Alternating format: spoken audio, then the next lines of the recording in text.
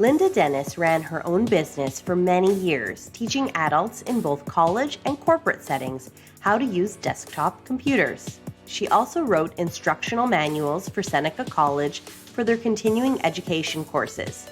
With her love of learning, Linda ventured off to York University at the age of 47 and spent 12 years completing a degree in history, one course at a time. Even before retirement in 2000, Linda invested herself in countless philanthropic efforts, including her involvement with IODE, a national women's charitable organization dedicated to improving the lives of children, youth, and those in need. Some of Linda's special recognition includes the Cancer Society 20-Year Award in 2005, IODE National Life Membership in 2007, Queen's Diamond Jubilee Medal in 2012, and the Markham Mayor's Senior Hall of Fame Awards nomination in 2015. Hi, whether you volunteer formally, as I do at IODE, which requires attendance at regular meetings and participation in projects, or whether you volunteer informally by adding to the food bank box at your local grocery store, both kinds will contribute to your well-being and longevity. You will feel you have a purpose in life, feel less lonely as you interact with others, and be more optimistic about the future. Studies have shown that volunteering just 2 hours a week can make a difference in your life. It can even slow down the decline in seniors. I know many elderly IOD women who are active in their local chapter and at the national board level who continue to contribute their time and talents. So get out in your community, find people with similar goals, a cause that inspires you, and make a difference in the life of just one person a year. Before long, it will be 10 people, then 20, and then a lifetime filled with helping others. Good luck in your journey.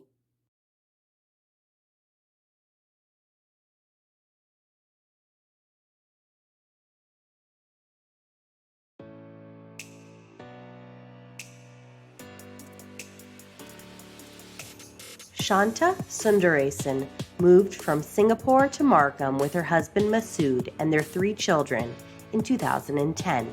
In 2022, Shanta brought together hundreds of individuals for the Canadian Library Initiative, an art installation that will be a memorial to missing and murdered Indigenous women and children in Canada.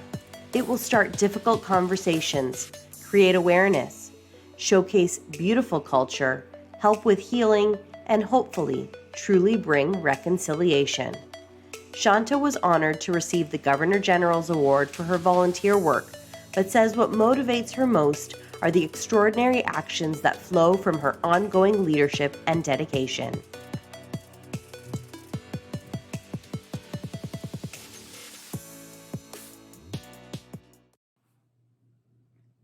Firstly, I'd like to say that I am very humbled and honoured to be the recipient of the Portraits of Giving for Markham this year. Giving back is something that is extremely rewarding and brings our communities together. The pandemic was a huge eye-opener because as it sent millions of people into hiding and isolation out of fear, it left many others struggling for support. I was so fortunate to have been able to draw upon the hundreds of selfless residents in and around our region that stepped up to lend a helping hand.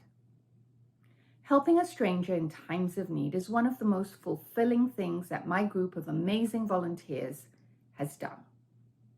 It doesn't take a red cent to make a difference, but what you get in return is absolutely priceless.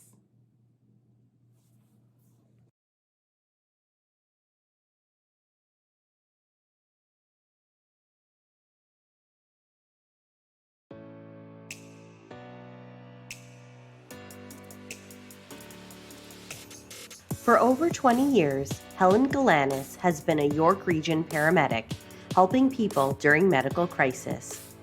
Helen often thinks about those she's provided care to over the years and wonders how they're doing.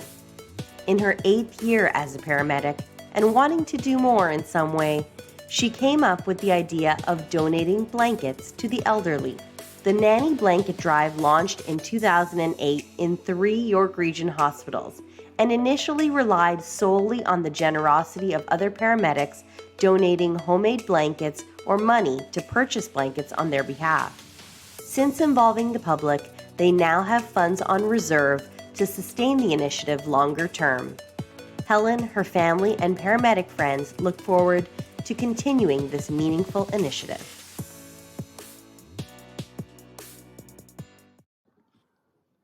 I'd like to take a moment to share with you my inspiration for giving back to the community.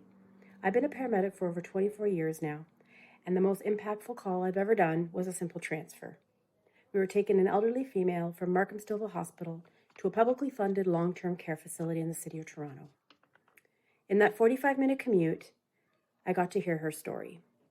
She was a school teacher in England for blind children. She never married, never had children of her own, and up until recently, she lived with her sister who had passed away. She was scared, so I held her hand and I reassured her that everything was going to be okay. When we arrived there, she was suddenly struck with the reality of her new situation, and as she began to cry, so did I. I wanted to do more for her and for other patients like her who are alone and have no one to help them or support them. I believe we all know someone like this, whether we've simply just met them in passing or someone who is a family member or a longtime friend who have inspired us to potentially give back to the community. I'm eager to start my Nanny Blanket Drive again, and reflecting back on the difficult years of the pandemic, I'm looking for other ways, always looking for other ways to give back, pass it forward, and make a difference in someone else's lives the way she did in mine. Thank you.